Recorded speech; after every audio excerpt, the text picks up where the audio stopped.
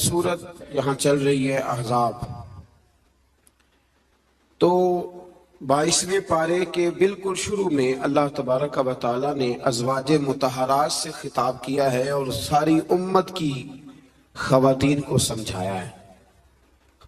खास मकाम है समझने वाला। अल्लाह करीम ने बिल्कुल शुरू में कहा कि ए महबूब अलैहिस्सलाम की बीवियों, आपका मकाम लोगों में से जरा इम्तियाजी है, सो तकवा इख्तियार करो। गैर महरम मर्दों के साथ नरम लहजे में बात ना करो।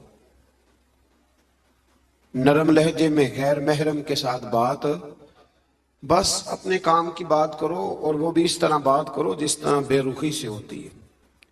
औरतें नरम लहजों के साथ गैर महरमों के साथ गुफ्तगू न करो। और फिर इरशाद फरमाया जा रहा है कि जरूरत के मुताबिक बात करो, ज्यादा बात भी ना करो। अपने घरों में रहो और जमाना जहलियत की तरह ज़ेबो ज़ीनत की नुमाइश ना करो। नमाज और ज़कात, अल्लाह और उसके रसूल सल्लल्लाहु अलैहि वसल्लम की अताअत पर कारबंद रहो, और जो ऐसा करेंगी तो उनको दोहरा अजर मिलेगा और उनके लिए आखिरत में इज्जत की रोजी का मकाम है, रोजी का एहतमाम है। इसी मकाम पर अल्लाह करीम ने फरमाया इन्नमा युरीदुल्लाह लियुज़हिबा अन्कुमुर रिज्सा अहलल बैति व युतहिरकुम ततहीरा। फरमाया अल्लाह तो यही चाहता है ए नबी के घर वालों कि तुमसे हर नापाकी दूर करके तुम्हें साफ सुथरा कर दे। फरमाया अल्लाह तो यही चाहता है कि तुमसे हर नापाकी दूर करके तुम्हें, पीछे किसका जिक्र हो रहा था? अज़वाजे मुतहरात का, नबी पाक अलैहिस्सलाम की। तो ये जिक्र ही, ये आयत तज़किरा ही अज़वाज के तज़किरे में आया। बहुत सारे लोग कहते हैं अहले बैत में बीवियां शामिल ही नहीं, ये सिर्फ हुजूर अलैहिस्सलाम के वो अहले बैत हैं जो हजरत अली, सैयदा फातिमा और उनकी औलाद है। वो खुदा के बंदे, जब आपसे पूछा जाता है घर वालों का क्या हाल है तो बीवियां मुराद होती हैं कि नहीं? जब पूछा जाता है कि घर वालों का क्या हाल है, सिर्फ बच्चे मुराद होते हैं कि बीवी भी मुराद होती है? तो ये अजीब फलसफा है कि यहाँ लोग क्या करते हैं, कहते हैं सिर्फ अहले बैत से हुजूर सल्लल्लाहु अलैहि वसल्लम के औलाद मुराद है, बीवियां मुराद नहीं। तो ये सिरे से बात ही दुरुस्त नहीं है। जब अहले बैत की बात होगी तो हुजूर की सारी अज़वाज अहले बैत में शामिल, ये समझ ले बात, क्योंकि यहाँ तज़किरा ही अज़वाज मुतहरात का चला आ रहा है। फिर इससे आगे आयत नंबर 35 में मोमिन मर्दों और औरतों की इकट्ठी सिफात का बयान है। अल्लाह तबारक व तआला ने फरमाया कि मोमिन मर्द इताअत शार होते हैं, सदाकत शार होते हैं, सब्र और रज़ा का पैकर होते हैं। उनके दिल अल्लाह के हुजूर इज्ज़ और तवाज़ु के खुगर होते हैं। वो सदकात देने वाले होते हैं, रोजेदार होते हैं, अपनी हया और इज्जत की हिफाजत करने वाले होते हैं, और अल्लाह का कसरत से जिक्र करने वाले होते हैं। और उनके लिए अल्लाह ने बख्शीश और अजरे अजीम की नेमतें तैयार की हुई। फिर आयत नंबर 36 में फरमाया ना किसी मोमिन मर्द और ना किसी मोमिन औरत के लिए ये जायज है कि जब अल्लाह और उसका रसूल को फैसला फरमा दे तो इनके लिए अपने इस काम में कोई इख्तियार रह जाए। इस आयत की थोड़ी तफसीर जरूरी है, इसकी थोड़ी तफसील कर देता हूं। हुआ यह था कि नबी करीम अलैहिस्सलातु वस्सलाम ने अपने एक गुलाम के साथ अपनी एक अजीजा जो हुजूर की रिश्तेदार बनती थी, हजरत ज़ैनब बिनते जहश, उनका निकाह करना चाहा, पैगामे निकाह भेजा। उन्होंने कहा जी हम कुरैशी खानदान से हैं और ये गुलाम है तो इसको कैसे रिश्ता दे दे। हालांकि हुजूर ने पैगाम भेजा था, इतने बड़े हम हो के तो एक गुलाम को रिश्ता दे दे। तो अल्लाह ने हुक्म दे दिया, फरमाया जब रब रसूल हुक्म दे तो तुम्हें इख्तियार ही कोई नहीं। और जब ये आयत नाजिल हुई तो वो हजरत ज़ैनब बिनते जहश के घर वाले खुद हाजिर हुए। अर्ज की हुजूर जहां आपका दिल करता है आप बच्ची का रिश्ता फरमा दें, हम अल्लाह रसूल के हुक्म के आगे बात नहीं कर सकते। आज भी आप देख लें, बरादरी पहले और दीन माज़अल्लाह बाद में। बरादरी पहले, भाई शादी पे कोई बेहुदा हरकत ना करना तो कहते मेरी बरादरी नहीं मानती। ये बड़ा खतरनाक जुमला है। यानी एक तरफ नबी पाक की शरीयत और दूसरी जानब बरादरी। تو یہ مطلب آپ اندازہ کر لیں کہ یہ بات کہاں تک جاتی ہے. آپ نے اس میں سے اختیار کسے کیا؟ ہماری برادری وہی ہے جس برادری میں حضرت بلال حبشی شامل ہے، حضرت صہیب رومی اور عمار یاسر شامل ہے. وہ ہماری برادری ہے، ایک ہوں مسلم حرم کی پاسبانی کے لیے. اللہ توفیق عطا فرمائے. پھر اس سے آگے آیت نمبر 37 سے یہ مسئلہ بیان ہوا ہے کہ جو منہ بولا بیٹا ہے وہ حقیقی بیٹے کے حکم میں نہیں ہوتا. وہ حقیقی بیٹے کے حکم میں نہیں ہوتا. وہ میں پیچھے بھی بتا چکا ہوں. ہوا یہ تھا کہ ایک منہ بولے بیٹے نے طلاق دی تھی تو نبی کریم علیہ السلام کے وہ منہ بولے بیٹے تھے تو ان کی زوجہ سے حضور نے نکاح کرنا چاہا. لوگوں نے کہا کہ یہ تو یہ والا معاملہ ہے، تو فرمایا وہ جو منہ بولا بیٹا ہے وہ منہ بولا بیٹا ہی ہوتا ہے. مجھ سے ایک دفعہ ایک دوست نے سوال پوچھا تھا کہ منہ بولی جو بہن ہوتی ہے تو بھئی وہ غیر محرم ہوتی ہے. منہ بولی بہن غیر، منہ بولی ماں جو ہوتی ہے نا، ایک تو یہ ہے کہ وہ کوہلا کی عمر کو پہنچ جائے، اس نے بچہ چھوٹا سا لے کے پالا ہو، وہ معاملہ اور ہے. لیکن ہمارے ہاں جس طرح رشتے نہیں بن جاتے، جو اصل بہن ہوتی ہے اس کا پتہ ہی کوئی نہیں. اور بھائی جس کو اللہ رسول نے تیری بہن بنایا تجھے وہ پسند کیوں نہیں؟ اور جس کو رب کریم نے تیرے لیے رشتہ بنایا ہے تجھے وہ رشتہ قبول کیوں نہیں؟ اللہ تبارک و تعالی حقیقی مفہوم کی طرف ہماری توجہ لگائے، اسی میں ہمارا فائدہ ہے.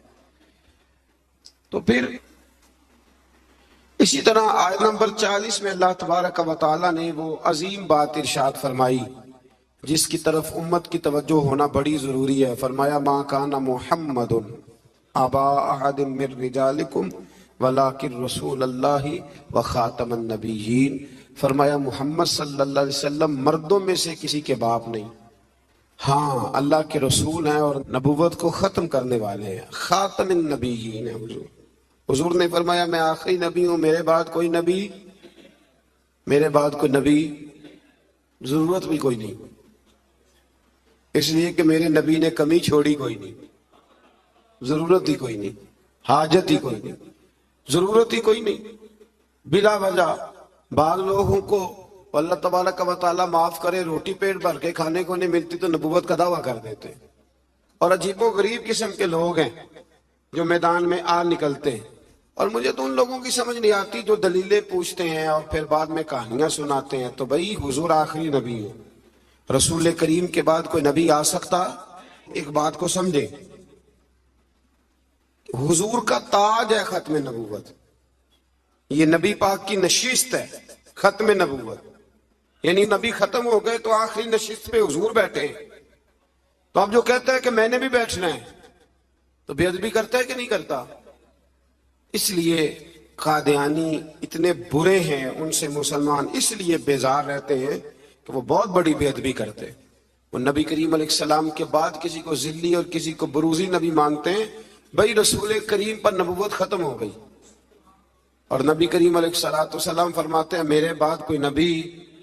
فرمایا اگر کوئی ہو سکتا ہوتا نا تو خطاب کا بیٹا عمر ہوتا، جن میں صفتیں ہیں لیکن جو ہو سکتے تھے جب وہ نہیں ہوئے.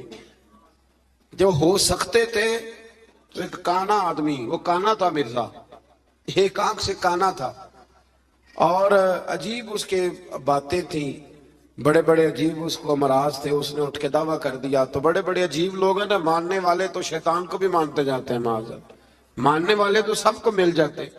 اللہ تبارک و تعالی ہمیشہ حق پر استقامت عطا فرمائے. پھر اس سے آگے نبی کریم صلی اللہ علیہ وسلم کی کچھ اور صفات کا بیان ہے. اللہ کریم نے فرمایا یا ایھا النبی انا ارسلناک شاہدا ومبشرا ونذیرا.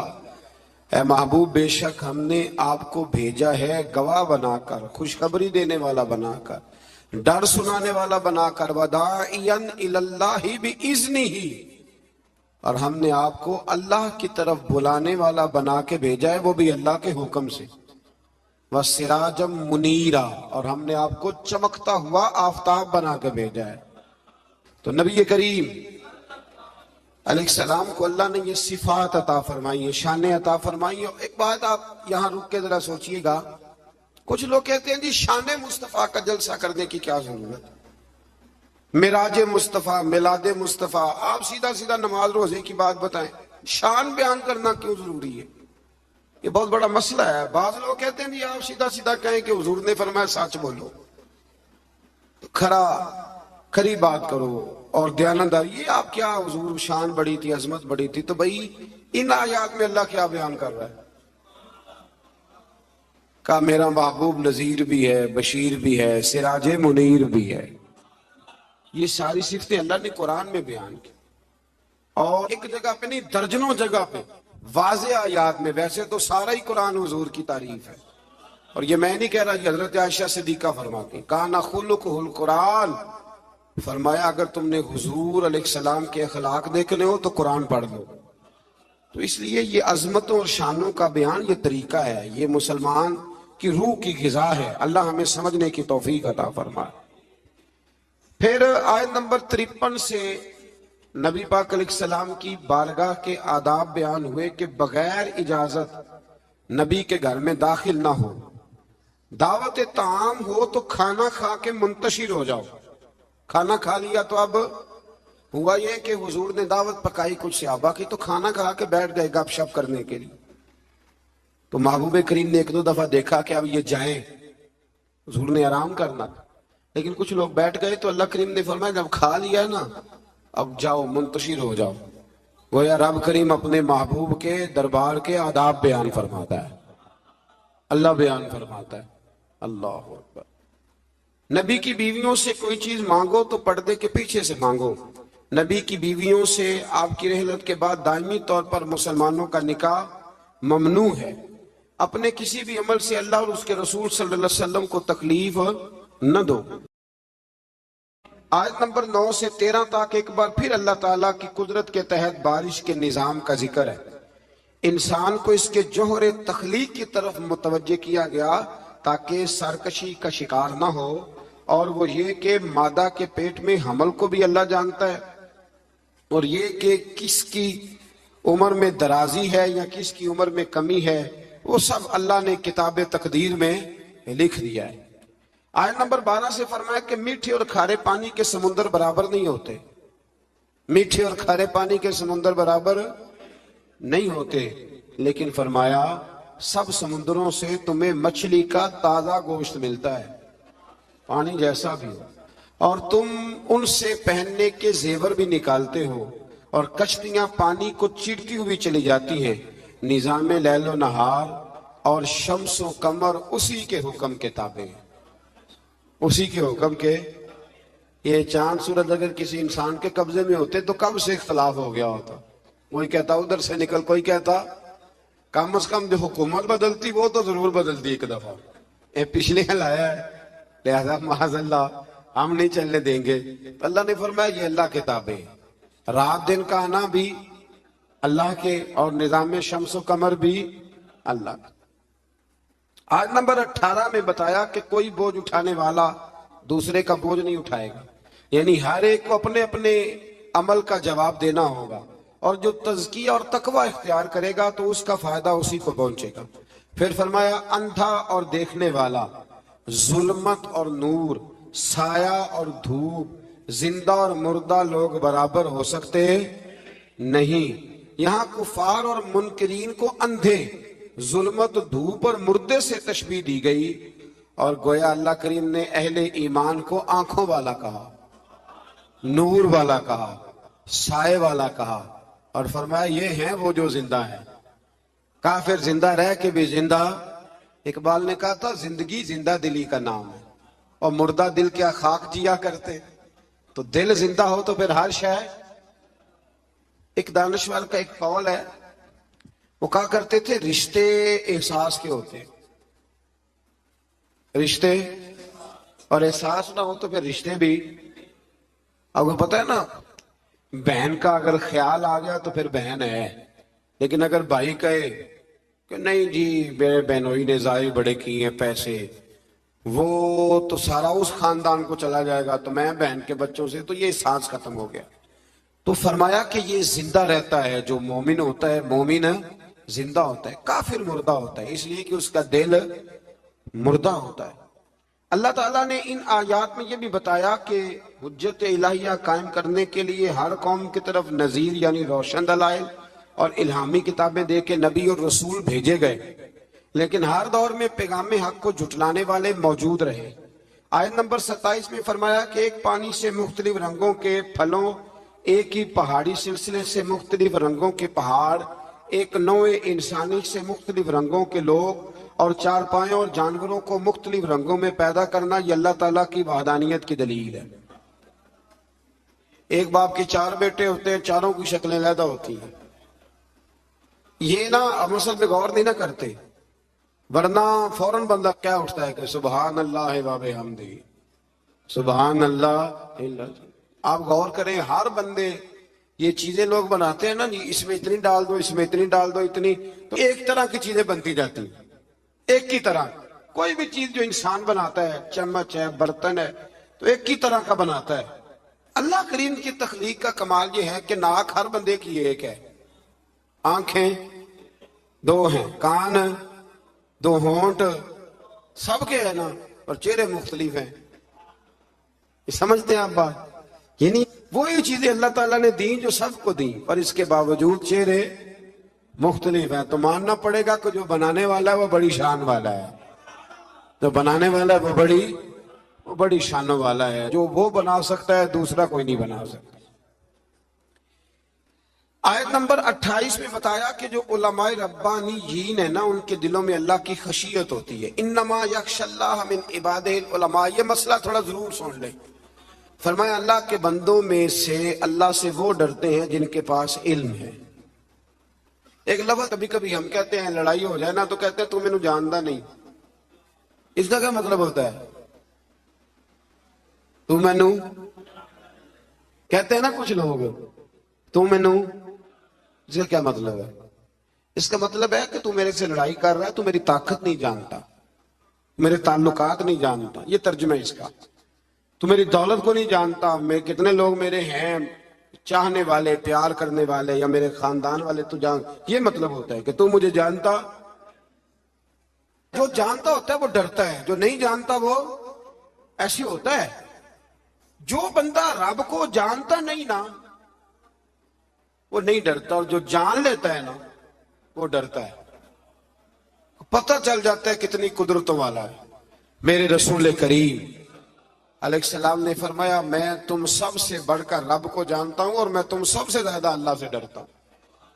اس لیے زیادہ باتیں کرنے والا عالم نہیں ہوتا، اللہ سے زیادہ ڈرنے والا عالم ہوتا ہے۔ جو بندہ کہتا ہے میں کسی کو بولنے نہیں دیتا، میں بڑی کہانیاں سناتا ہوں، تو یہ علم کی علامت نہیں۔